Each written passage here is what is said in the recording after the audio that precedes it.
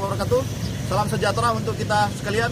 Saya Ibtu Adnan Letbang, KBO Lantas Polres Tanah Toraja, melaporkan situasi arus lalu lintas Senin 3 Juni 2019 di seputaran Kolam Makale, Kabupaten Tanah Toraja.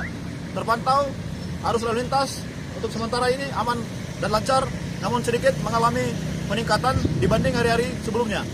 Namun kami mengimbau bagi pemudik agar supaya sebelum mudik terlebih dahulu mengecek semua perlengkapan, baik kelengkapan pribadi seperti SIM dan SNK maupun kelengkapan kendaraan seperti kedalaman alur ban, tekanan angin, keadaan rem, lampu sein, swiper, dan bahkan AC kendaraan Anda demi kenyamanan Anda saat mudik.